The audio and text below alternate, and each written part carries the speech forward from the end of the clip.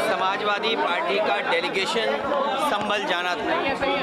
हम सब लोग शांति के पक्ष में हैं, वहाँ शांति हो, लोगों को न्याय मिले और न्याय मिलना ज़रूरी है। लोग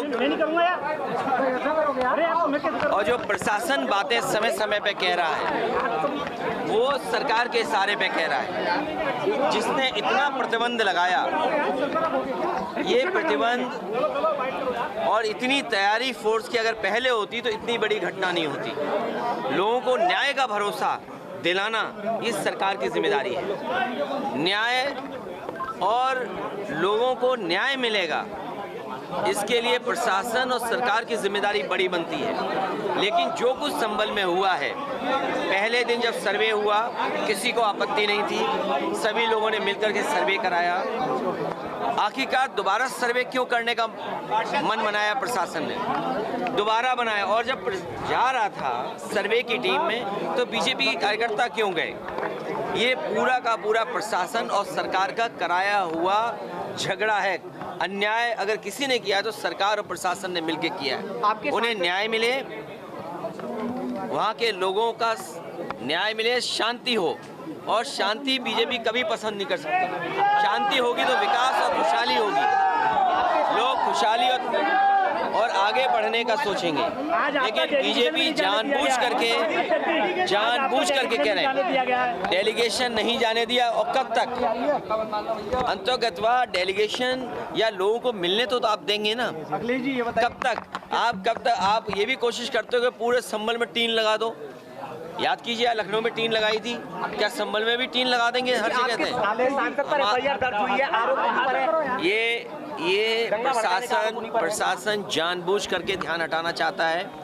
जिस तरीके से उन्होंने चुनाव में बेईमानी की, आप में से जितने लोग हैं, हम और आप किसी दबाव में कुछ कह सकते हैं, लेकिन जो आपके मोबाइल ने वीडियोस बनाए हैं, आपके कैमरे में जो बातें दर्ज हो गई हैं या कैमरे ने जो रिकॉर्ड की हैं, वो तो नहीं झूठ बोलेंगे ना।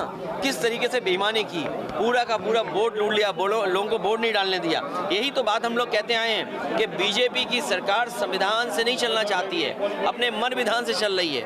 और जब एक एक्ट है, प्लेसेस ऑफ वर्शिप एक्ट है, जब तो आप क्यों इस तरह की बात कर रहे हैं? क्यों इस तरह का काम जानबूझ के कर रहे हैं? आपकी जो मुख्य पार्टी है, मुख्य विचारधारा है, उसके लोग भी यही कहते हैं कि ये जरूरी नहीं कि हर जगह आप खो दें। अखिलेश जी, संभल के उपद्रवियों को शहीद बताया जा रहा है, क्या कहेंगे आप? देखिए, जो ये भाषा किसकी है? इस भाषा का कोई स्वीकार नहीं करेगा लोकतंत्र में। ये पूरा सब कुछ कराया हुआ प्रशासन का है। कमिश्नर ये कह रहे हैं कि 10 तारीख के बाद ही आ सकती है समाजवादी पार्टी का डेलीगेशन। 11 तारीख को बुला लें कमिश्नर साहब। तो इसका मतलब अगर आप कमिश्नरी सरकार चला रहे हैं, इसका मतलब तो 11 तारीख को बुला लें। अच्छा, ये बताइए, अगर उनको ये लगता है कि इस तारीख तक आना ठीक नहीं है, आप जो पीड़ित हैं उन पर दबाव क्यों बना रहे हो? वो तो वीडियोस वायरल हो रहे हैं।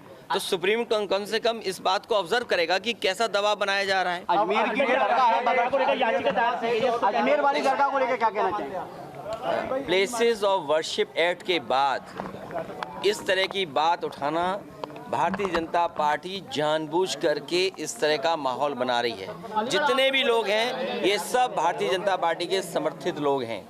इस देश में शांति होगी तभी विकास होगा, तभी खुशहाली आएगी, तभी लोगों का जीवन बदलेगा। और बीजेपी कभी भी शांति नहीं चाहती। डिप्टी केशव प्रसाद मौर्य ने कहा है कि समाजवादी पार्टी दंगा कराना चाहती है और खींच बिठा रही है हार का उपचुनाव की।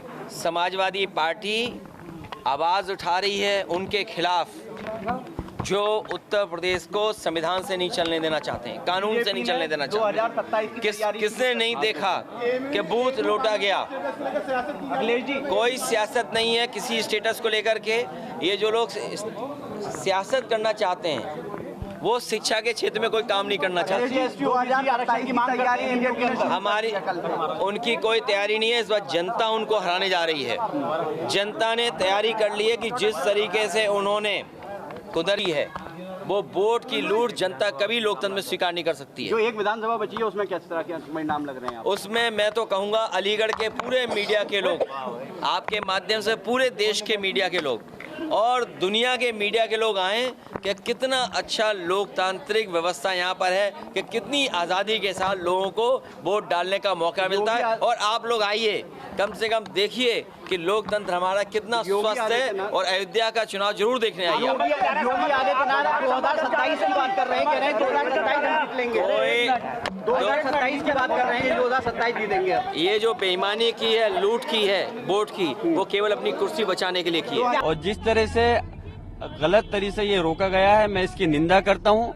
हमारी मांग है, अगर जनता के साथ अगर अत्याचार होगा, जुल्म होगा, ज्यादती होगी, हत्या होगी, तो उसका उजागर कौन करेगा, उनकी मदद कौन करेगा? अगर पुलिस प्रशासन और शासन उनके खिलाफ खड़ा होगा तो विपक्ष की जिम्मेदारी बनती है कि हम लोग आकर करके उनकी मदद करें। हमारा मकसद ये था कि हम जाके उनके दुख दर्द के अंदर शरीक हो सकें, और जिस प्रकार घटना को अंजाम दिया गया है उस पर सारी उसकी रिपोर्ट लेकर के माननीय अध्यक्ष अखिलेश यादव जी को सौंप सकें। लेकिन हमें बड़ा अफसोस है कि इस टाइप की सरकार अब पुलिस प्रशासन की करतूतों पर पर्दा डालने के लिए इस टाइप की ये इलीगल काम कर रही है। यहाँ पुलिस प्रशासन ने आपसे क्या कहा, मतलब रोकते हुए? रोकने क्या, आप देख ही रहे हैं, सब आपके सामने है। कोई जवाब दें, क्यों रोक रहे हैं, क्या मतलब बनता है हमें जाने से? हम वहाँ पे अपने लोगों के दुख दर्द में शरीक होना चाहते हैं।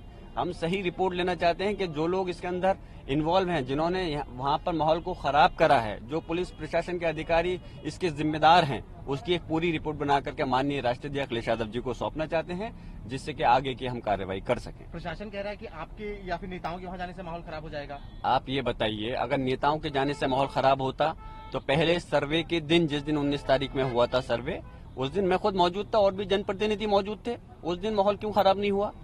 जुमे के दिन 22 तारीख में हम लोग खुद मौजूद थे, उस दिन माहौल क्यों खराब नहीं हुआ? माहौल खराब तब हुआ जब हम लोग वहाँ मौजूद नहीं थे।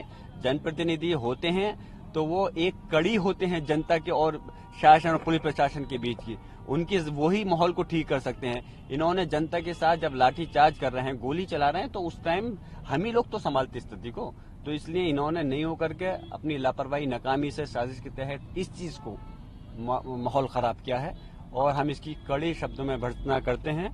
और हम उम्मीद करते हैं अगर इस प्रकार से पुलिस प्रशासन और शासन से अगर हमें न्याय नहीं मिलेगा तो इंशाल्लाह सुप्रीम माननीय सर्वोच्च न्यायालय से हमें इंसाफ जरूर मिलेगा। एक आखिरी सवाल सर, अगर आपको आगे नहीं जाने देंगे तो आगे क्या कार्रवाई, क्या रणनीति रहेगी आपकी? अब उसकी माननीय राष्ट्रपति अखिलेश यादव जी से चर्चा कर करके फिर आगे हमारी परसों से फिर सदन शुरू हो रहा है।